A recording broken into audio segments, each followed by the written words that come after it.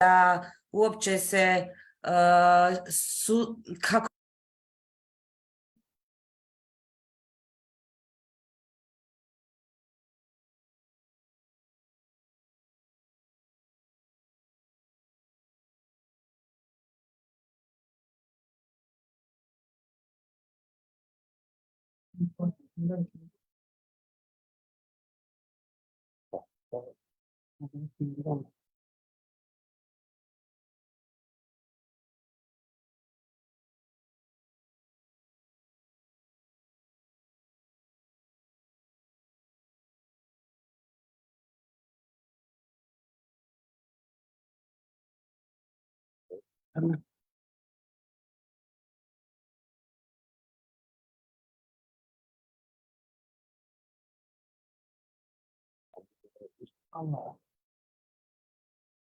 Okay.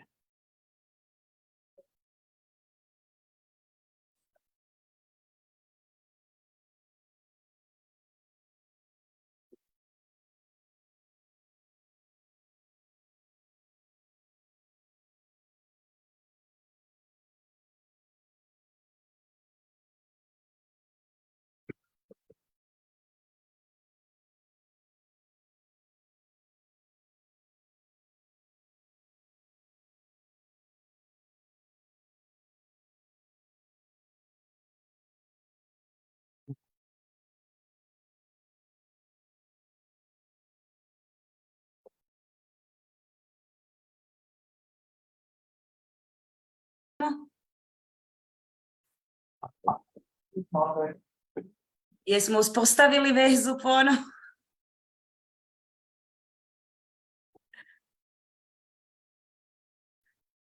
Jel se čujemo? Dobro, pardon.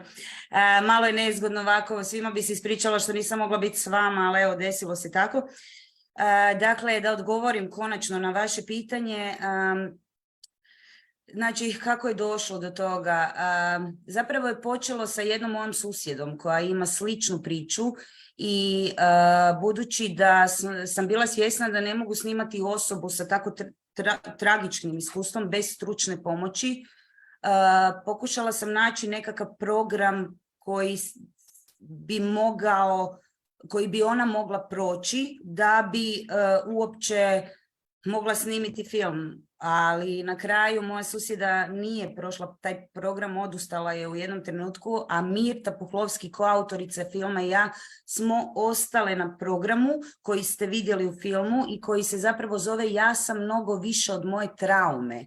I rezultat tog programa je zapravo da su moje protagonistice sada veće od svoje traume. Zato smo nazvali film Veće od traume. Taj program, kao što ste vidjeli u filmu, je vrlo nekonvencionalan i ono što je po njemu posebno je da se traumom bavi integrativno. Dakle, ne liječi se samo glava, već se radi puno i na tijelu. Jer znamo da trauma ostaje u tijelu ako nije liječena. I budući da kombinira nekoliko tehnika, upravo je u tome razlog što je toliko uspješan. Moj neki osobni motiv zašto sam htjela snimiti ovaj film je bio zato što rat je obilježio i mene osobno, cijelu moju generaciju i nažalost generacije prije i poslije, i kroz Drugi svjetski rat i kroz ovaj Domovinski rat, i to je nekako transgeneracijska trauma. Poslije ratova izgrade se nove zgrade, izgrade se ceste, izgrade se čak i priroda, naraste drveće. Međutim, ljudske duše ostaju nezaliječene. A također, uglavnom, slušamo o tome što se dogodilo veteranima u ratu, muškarcima, vojnicima. Vrlo malo se priča o ženama. Moj motiv je bio ispočetka aktivistički, moram priznat. Željela sam snimiti film o ženama i njihovim iskustvima. Međutim, kroz taj nekonvencionalni program i kroz moje bivanje s njima 5 godina u cijelom tom procesu, sam shvatila zapravo da taj aktivizam koji je bio moj neki osnovni cilj na početku je zapravo bio pogrešan, zapravo me istinski zanimalo upravo ovo što ste vi, Ana, rekli. Da li je moguće izaći iz traume, dakle iz neke kutije koja se zove PTSP, post-traumatic sindrom, u koju kad vam daju dijagnozu, ostanete u njoj, a ako je moguće izaći iz traume koja je po meni najgora, ja ne mogu zamisliti ništa gore nego što se dogodilo ovim ženama, jer nije stvar, shvatili ste, sigurna sam iz filma, nije stvar samo u silovanju. Stvar je u tome da te žene su otete, zatočene od svojih bližnjih, poznatih ljudi, one u tom trenutku nisu znale da li će biti silovane, koliko ljudi će ih silovati, da li će taj dan im upaliti svjetlo, da li će smjeti otići na WC, da li će im dati hranu, da li će ih možda odmah ubiti poslije. To je To je nešto što je trajalo kontinuirano na duži vremen pitanje. Kako ovo je slučajno? Tako je. I budući da zapravo imamo jako puno sličnih priča, ne samo u Hrvatskoj, to se događa u cijelom svijetu. Znači, silovanje se sad u ovom trenutku događa u Ukrajini. Dakle, to je političko oružje. A i događa se u mirno doba, da budemo... I zapravo meni je bilo potrebno osobno da vidim da se može uz pravu podršku, čak i najgora trauma može biti prevaziđena, da tako kažem. Nikada to ne možete zaboraviti, ali ono što moje protagonistice sada mogu je živjeti. U ovih 25 godina one nisu živjele. Sve su razvile jako puno bolesti, većina njih se pokušala ubiti. Dakle, to je jedan bio život bez boja, postojanje samo. A danas to više nije. Danas su one otkrile tu jednu ljepotu života ponovo. I imaju tehnike. U trenutku kad ima neki trigger, kad se negdje vrate, znaju načine kako izaći iz toga. Tako da, evo... To je film baš uspio da prenese. I ono što je, osim te kombinacije raznih tehnika, što je fascinantno je ta umješnost terapeutski nego samo trenutku odreaguje na ono što se djeluje u konceptu. Svaki taj moment koji je njihov osjećan i koji je njima potreban da bi krenule dalje preko toga. Ono što je meni isto tako zanimljivo je to što znamo koliko generalno žrtve silovanja teško o tome govoriti. Naročito kad su to kad je pitan bilo koja trauma izazvana koju je čovjek napravio, ali naročito kad su pitanje sistematska ratna silovanja koja je predvodnica ratne strategije i spominje u filmu. Kako su htjeli da se razvijete, da se putganice nome govore, jer mnogi od njih su rekli da nisu rekli ni najrazumnijima o tome. Marija je čak pripajala da sve vrijeme nešto misle da je surađivala sa neprijateljima, bilo je lakše nositi takvu osobu nego se objaviti ono što stvarno je. Kako su htjeli da pređete u granicu da one dozvole da ih ne imate da budete tokom njihovog procesa.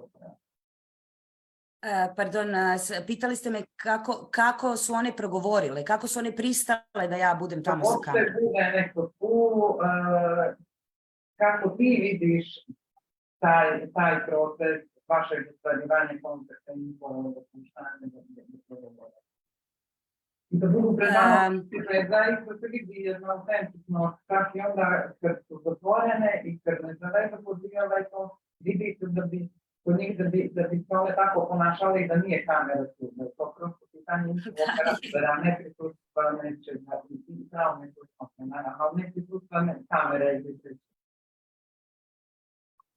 Da, pa ima nekoliko razloga zbog toga, ja sam po tome puno razmišljala zašto baš mi, jer činjenica je da su neki drugi ljudi pokušali snimiti ovaj program, međutim nisu ih pustili unutra. Mirta Puhlovski, koja je koautorica ovog filma i producentica filma, ona je zapravo voditeljica jedne od tehnika koje se zove sistemske integrativne konstelacije. Dakle, ona je poznavala terapeute koji su u filmu od prije. Oni su time znali da Mirta tamo sigurno ne bi dovela nekoga kako bi vam rekla, ko ne spada u tu priču. Dakle, mi smo prvo imali podršku od njih.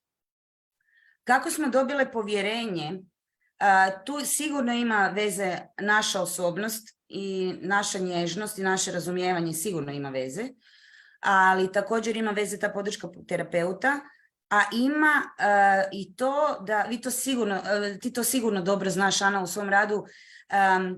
Jedna takva osoba koja je izigrana od svih, koji su zapravo nisu joj pomogli ni konvencionalna medicina, jer nije nikakav program za njih zapravo u Hrvatskoj bio rađen.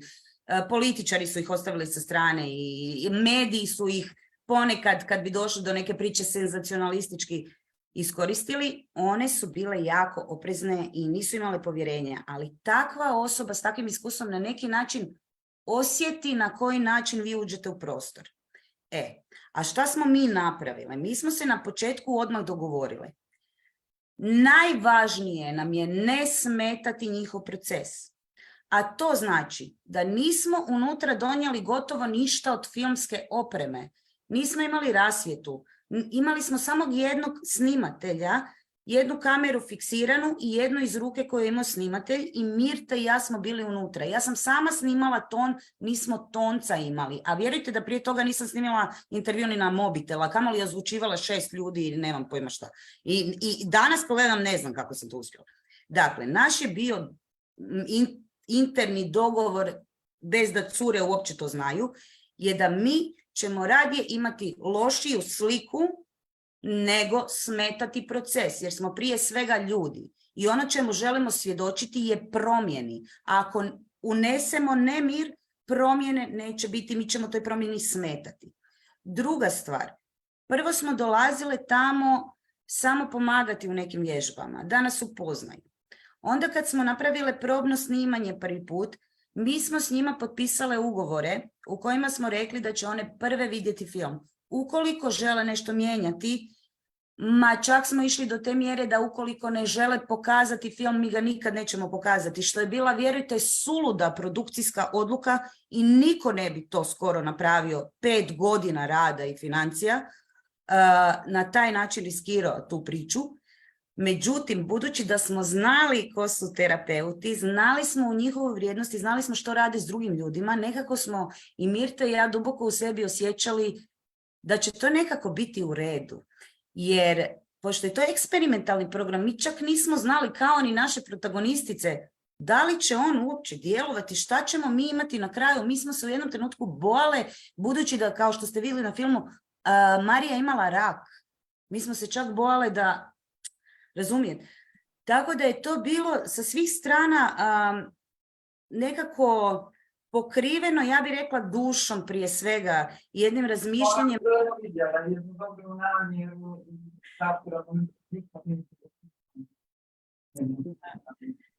Da, i onda evo kad su cure na kraju vidjele film, to je bilo prekrasno, zapravo niko ništa nije mijenjao.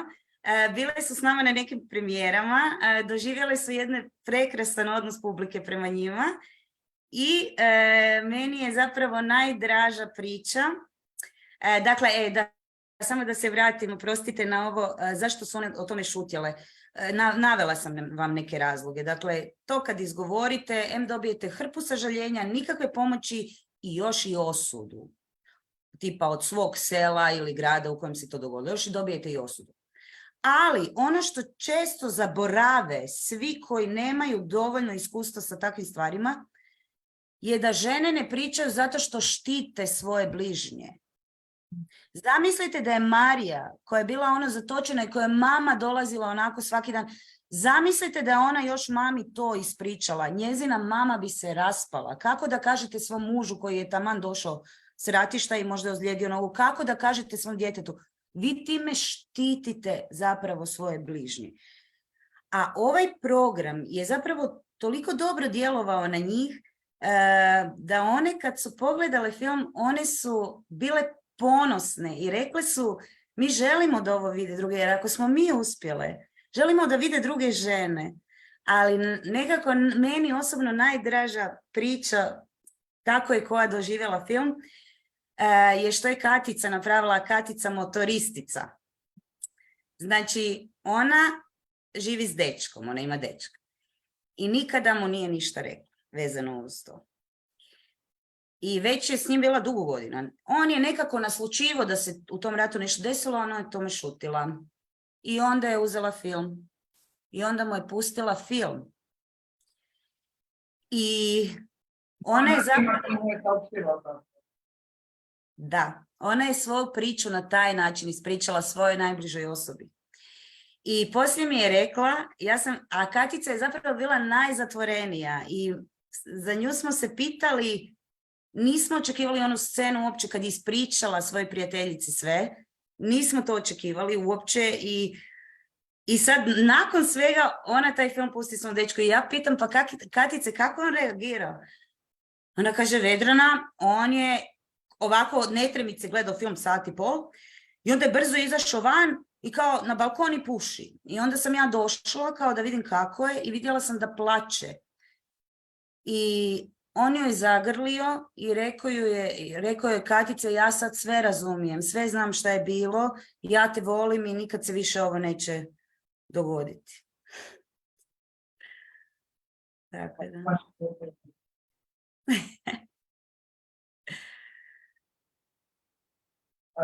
Vidljivo je to da je on nekako najbolje da se pogovori, ali je stajala je tu i prvo je otvoreno komunicirala, to polju se otvoreno.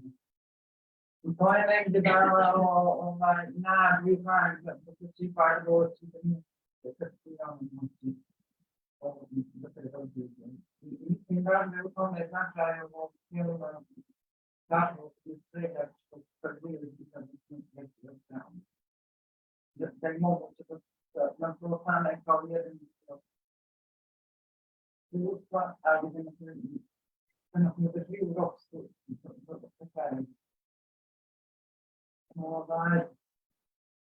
Pomenula sam to na našoj komunikaciji, neko mislim da bi vidjelo jednom trenu ovaj film mogao da bude i da služi kao ekstraktivni materijal. Toliko pokazuje svaku karakteristiku traume, njenu dinamiku, faktore koji pravde oporavka. Sve da na kraju i ta potreba da se pomogne drugim ženama sa svim momentima oporavka i isto opet faza da je malo postignuta. Kažemo da je same sredstva da ne ispatavne da terapeuta, ali da se tamo dobiti. Kroz film se pominje da su one izdovolane bile, jer Zagreb izdovolane. Tako je, jer je zapravo one su iz Vukovara, najrazrušenijeg grada u Hrvatskoj i iz okolice Vukovara, međutim ideja terapeuta je bila da ih izmjeste iz okoline u kojem se sve to dogodilo. I pogotovo iz obitelji. Zašto? Zato što, baš kako je rekla jedna žena u filmu, kad je žena u kući svoje mora sve obaviti, ne može se koncentrirati na sebe. A ovako vam je bilo. Taj program je trajao 2 godine. Prve godine su svaki mjesec po 3 dana bile u Zagrebu i to je vrlo intenzivno, po 12 sati dnevno su radile. A onda svaka 3 mjeseca sljedeću godinu. I onda bi one došle i bile bi smještene unutar te udruge ili u nekom hotelčiću i vrlo intenzivno radile razne stvari tih 10-12 sati na dan. I evo, dalo je rezultata.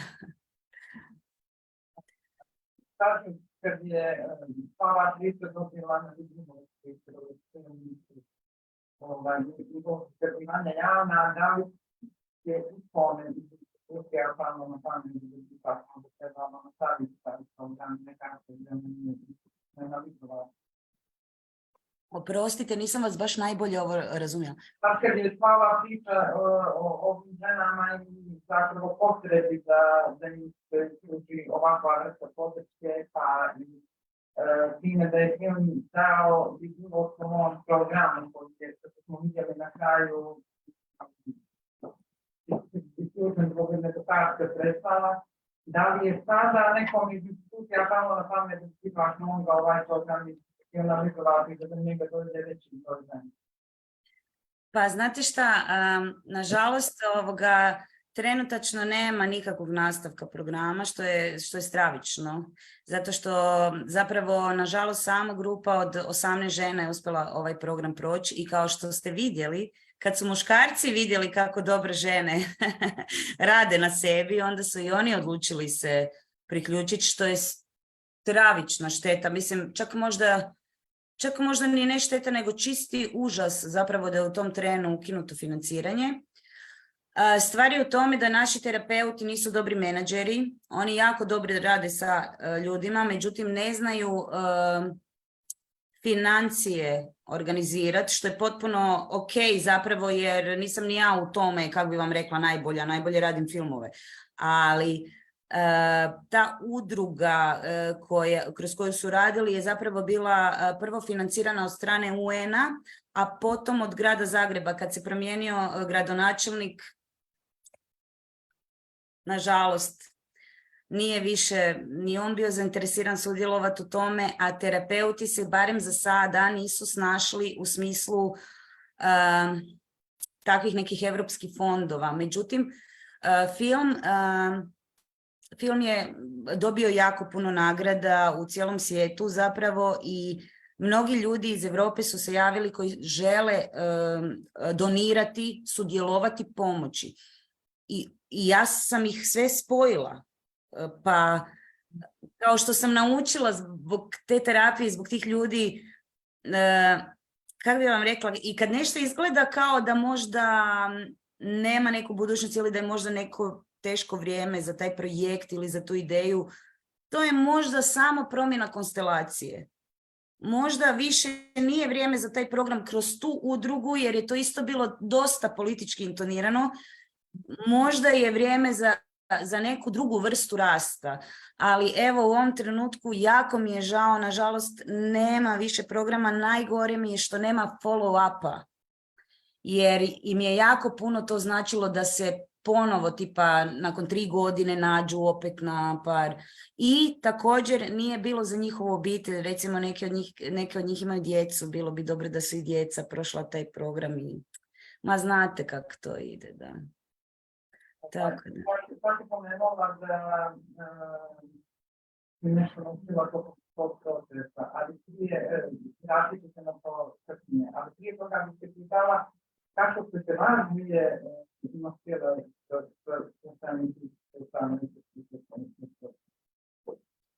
Vidite, to me uglavnom uvijek pametna žena pita, jer ljudima ne padne na pamet zapravo koliko vi kao autori filma emotivno sudjelujete u tome. Mirta, budući da je voditeljica sistemskih konstelacija, ona ima puno neko drugo viđenje života, puno smislenije od mene i ona nije, kako bi rekla, ona zna kako ne preuzeti traumu na svoja leđa. Ja sam puno emotivnija u tom smislu i puno manje sposobna sebe obraniti. Vjerujte da sam na početku jako puno plakala, čula sam priče s kojima mi je dan danas teško živjeti, kojih nema u filmu, upravo zato što su naše protagonistice heroji i nismo htjeli od njih napraviti patetične osobe, jer ovo što su sada za sebe napravili, to je prava hrabrost, kako si rekla, Ana, i one su prave heroine. Ali međutim, sa tim stvarima, mislim, neke stvari su se 150 km od mene, mislim, dogodile, od mog rada, tako da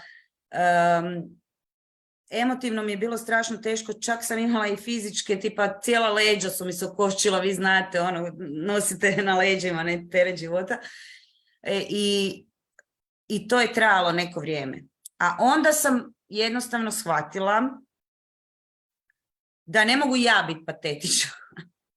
Zato što nema tu mjesta patetici. Znači, nešto se dogodilo, ali one su preuzele odgovornost za sebe.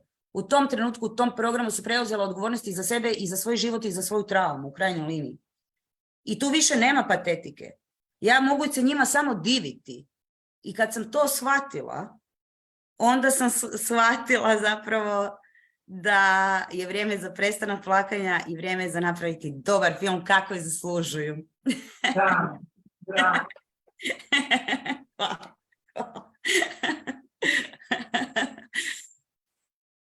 I uspjeli su u tome. Hvala. Hvala. Znate kako je to bilo teško montirati? Mislim, pazite, radi se o unutarnjoj promjeni. Unutarnju. Kako prikazati unutarnju promjenu? Mi smo imali 150 sati snimanja. Mi smo u jednom trenutku mislili, Bože mili, ovdje nema radnje, ovdje su samo neke vježbe. I stvarno 2 godine smo proveli u montaži da napravimo od toga ovo malo dijelce i evo, jako smo ponosne na njega. Evo ja sam bilježila kao što mislim da bi bilo važno da se po mene i koliko je toga da nema svrste. Ostale bi po 2 dana. Tako da baš je dosta važnih stvari. Ja, što se mene pita, mislim da sam se pitala ono što je mislim važno i što mislim da je važno da se uliko na zemlji ima, sam bi pitala i su važni komunikacije. Da, pa ne znam sad da možda, da li možda publika ima neko pitanje.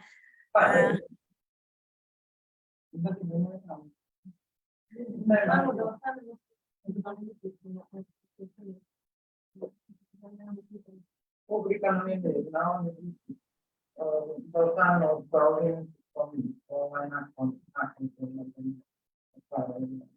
Treba malo provariti ovakav film koji ide iz jedne vrlo velike crnine, jednog užasa do jednog zapravo lijepog momenta, ali svakako vam svima želim zahvaliti jer znam da se ne probudite ujutro i kažete idem danas gledati film o silovanju.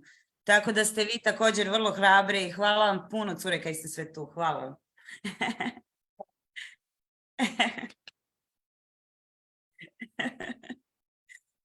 Ipak si bila za nama. Kako tako, pjevali smo i to je važno. Oprosti? Ipak si na kraju uspjela da budeš sa nama i da provedemo kompletan ovaj intervju preko svim tehničkim. Apsolutno, evo šta se meni zapravo dogodilo, mislim da ja sam jako htjela biti s vama i jako volim taj festival zapravo i baš sam se veselila da ću biti sa vama i mislila sam ma kaj da vam kažem, evo dogodi se to, znači ja putujem 25 godina, ovo je prvi put u životu da sam ja zaspala na avion. I nije više bilo mogućnosti jer autobusom doći iz Zagreba do vas je 17,5 sati putovanja sa 3 presjedanja. Nije bilo drugog aviona. I evo, stvarno se ispričavam, toliko mi je žao, ali evo, uspjeli smo barem malo da se osjetimo, evo.